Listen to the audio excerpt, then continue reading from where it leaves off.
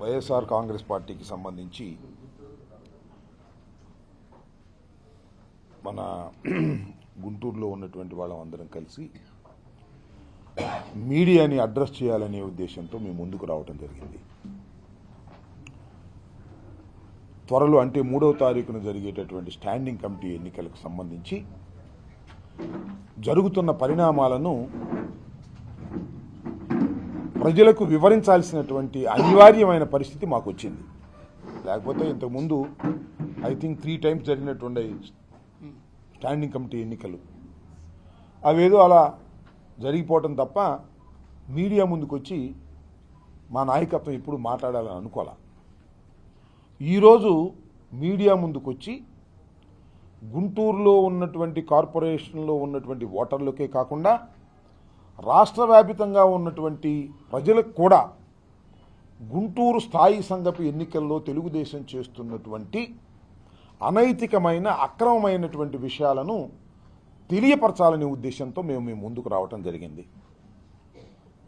YSR Congress party అధికారంలోకి వచ్చిన తర్వాత జరిగినటువంటి కార్పొరేషన్ ఎన్నికల్లో 57 సీట్లు కలిగినటువంటి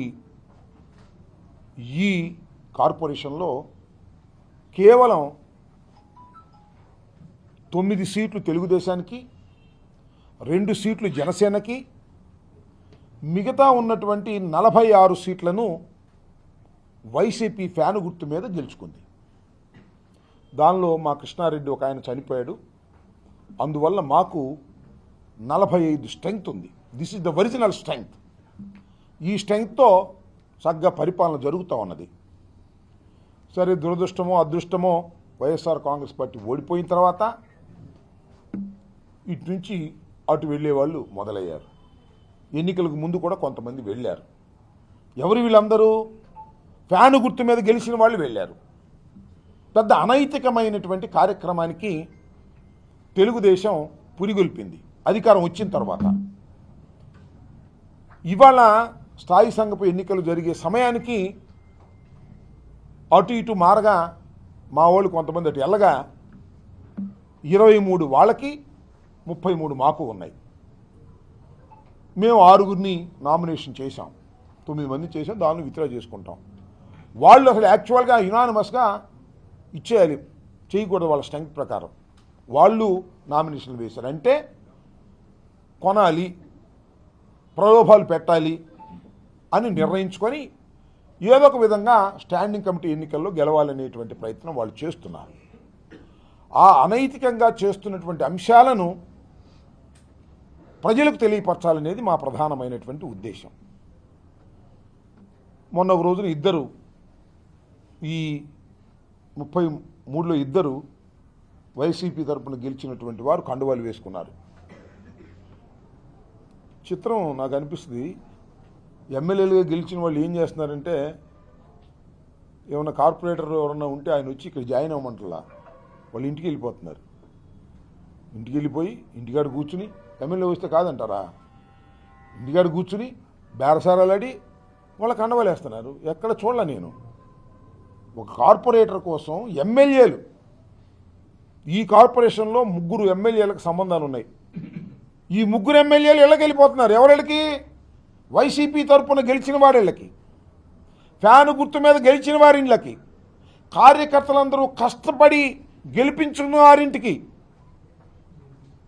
పార్టీ కూడా ఎంతో సపోర్ట్ చేసి ఆర్థికంగాను మరో రకంగాను సపోర్ట్ చేసి జగన్మోహన్ రెడ్డి గారు గెలిపించినటువంటి అభ్యర్థుల దగ్గరికి సిగ్గు విడిచి వెళ్ళిపోతున్నారు. ఒకటి, అధికారం ఉంది వాళ్ళ దగ్గర. మరి మా వాళ్ళు, మరి వాళ్ళ క్యారెక్టర్లు ఉంటాయో పోతాయో నాకు తెలియదు. రాబోయే కాలంలో బులబులమని వెళ్ళిపోతున్నారట.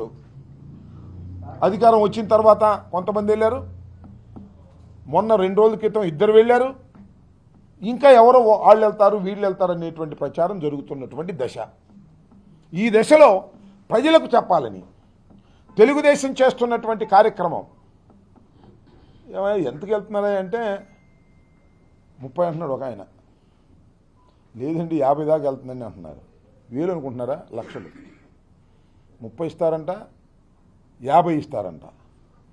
మరి ఎంతమందికి ఇస్తారో, ఎంతమందికి కొంటారో బయట జరుగుతుంది. మా వాళ్ళకి ఫోన్ చేశాను, మా దగ్గర ఉన్న వాళ్ళకి వీళ్ళందరిలో చాలామందికి ఫోన్ చేసి 30 ఇస్తాం వస్తారా, లేకపోతే 40, 50 అని బాధ పెడుతున్నారు. అంటే వాళ్ళ దగ్గర పవర్ ఉంది, డబ్బు ఉంది. అంటే డబ్బుతోనూ అధికారంతోనూ వ్యక్తుల్ని కొనాలనుకునేవాళ్ళు, కార్పొరేటర్లను కొనాలనుకునేవాళ్ళు, వైసీపీ ఫ్యాన్ గుర్తు మీద గెలిచిన వాళ్ళని కొనాలనుకోవటం ఒక దుర్మార్గం, అమ్ముడు పోవటం మరొక దుర్మార్గం. అమ్ముడు పోయాడు, అమ్ముడు పోతున్నారు. ఇద్దరు వెళ్ళిపోయారు, కండువాలు వేసుకున్నారు. ప్రజలు దీన్ని గమనించాలి, మనం చేస్తున్నాం. అంతకుముందు కొంతమంది వెళ్ళిపోయారు, ఈ సమయంలో కాదు, ఎన్నికలకు ముందు కొంతమంది వెళ్ళిపోయారు. సరే, వాళ్ళది ఒక కథ. నామినేషన్లు వేసిన తర్వాత నామినేషన్ అప్పుడు కూడా మా దగ్గరికి వచ్చారు, నామినేషన్ వేసిన రోజున కూడా మా ఎమ్మడి వచ్చారు, వెళ్ళిపోయారు. ఫ్యాన్ గుర్తు మీద గెలిచిన వాళ్ళు వెళ్ళిపోయారు, సైకిల్ గుర్తు మీద గెలిచిన వాళ్ళు కొంటున్నారు. ఇది ఈ తతంగాన్ని ప్రజలకు తెలియపరచాలి. మోరల్గా, నైతికంగా ఇది తప్పు జరుగుతూ ఉంది అనేటువంటి విషయాన్ని ప్రజల ముందు పెట్టాలని, ప్రజా కోర్టులో పెట్టాలనే ఉద్దేశంతోనే మేమందరం కూడా సమావేశమయ్యాం ఇవాళ. టిల్ నౌ, ఈ క్షణానికి కూడా ఆ ఇద్దరు వెళ్ళిపోయిన ఇవాళ కూడా 31 కార్పొరేటర్లు మా పక్షాన ఉన్నారు. మరి ఈ 31 కార్పొరేటర్లు 3వ తారీఖు దాకా ఏం జరుగుద్ది అనేది, వాళ్ళ ప్రలోభాలు ఏ విధంగా ఉంటాయి అనే దాని మీద మేము కట్టుదిట్టంగా కూడా అందరితో మాట్లాడుకున్నా. మాకు ఒక నమ్మకం ఉంది, ఈ 31 మంది కూడా మా ఎమ్మట ఉంటారనే నమ్మకం ఉంది, మాకు ఓటు వేస్తారనే నమ్మకం ఉంది. ఇటు నుంచి వెళ్ళిపోయారే కొంతమంది, వాళ్ళు కూడా ఈ వ్యవహారం చూసి వాళ్ళు కూడా మాతో టచ్కి వస్తారనే నమ్మకం ఉంది. ఎందుకంటే 30 ఇస్తున్నారు, 40 ఇస్తున్నారు, మరి మా సంగతి మేము ఊరిని వచ్చాం, ఇట్లాంటి కార్యక్రమాలన్నీ ఏ ఉన్నాయి. ఈ ప్రయత్నాన్ని మేము ప్రజల ముందుకు, మేమేమి తెలుగుదేశం పార్టీ సైకిల్ గుర్తు మీద గెలిచిన వాడిని రమ్మని మేము ఓటు అడగటంలా, జనసేన గ్లాసు గుర్తు వాడిని మేము ఓటు అడగటంలా, ఫ్యాను గుర్తు మీద ఎవరైతే గెలిచారో వాళ్ళని ఓటు అడిగి వాళ్ళ ద్వారానే స్థాయి సంఘపు ఎన్నికల్లో మేము గెలవాలని మేము అనుకుంటున్నాం. దీనిలో అధికార దుర్వినియోగం. ఒక ఆయన వచ్చాడు కమిషనర్ కొత్తగా, ఈయన వచ్చిన తర్వాతే 9,24,00,00,000 రూపాయలు స్వాహా మింగేశాడు. బుడమేరు వరదల్లో ఖర్చు పెట్టాం, సహాయం లెక్కలేదు, డొక్కలేదు. మా డిప్యూటీ మేయరు, మా మేయరు అడిగారని ఆయన కూడా బయలుదేరాడు ఇప్పుడు కొనటానికి. అవినీతి సొమ్ము ఉంది కదా, ఆయన కూడా దీనిలో బయలుదేరాడు. ఈ రకమైన కార్యక్రమాన్ని ప్రజలకు వివరించాలి, మా నాయకత్వం అంతా కలిసి అనే ఉద్దేశంతో మేము మీ ముందుకు రావడం జరిగింది. ఏది ఏమైనా 29, 30, 31, 32, 33 ఏ రకంగా అయినా సరే స్థాయి సంఘపు ఎన్నికల్లో ధర్మం గెలుస్తుంది, న్యాయం గెలుస్తుంది, ఫ్యాను గుర్తే గెలుస్తుంది అనేటువంటి విశ్వాసంతో మేము ముందుకు వెళుతున్నాం. జరిగినటువంటి కార్యక్రమాన్ని అనైతికంగా జరుగుతుంది కాబట్టి, తెలుగుదేశం పార్టీ అనైతికమైనటువంటి స్టాండ్ తీసుకుంది కాబట్టి, ఇక్కడ ఉన్న ఎమ్మెల్యేలు కానీ ఇంకా పెద్దలు కానీ ఆ రకమైనటువంటి తోవకలు వెళ్తున్నారు కాబట్టి, దాన్ని గుంటూరులో ఉన్నటువంటి ప్రజానీకానికి, రాష్ట్రంలో ఉన్న ప్రజానీకానికి ఈ వాస్తవాలు తెలియపరచాలనే ఉద్దేశంతో మేమందరం మీ ముందుకు వచ్చామని ఈ సందర్భంగా మనం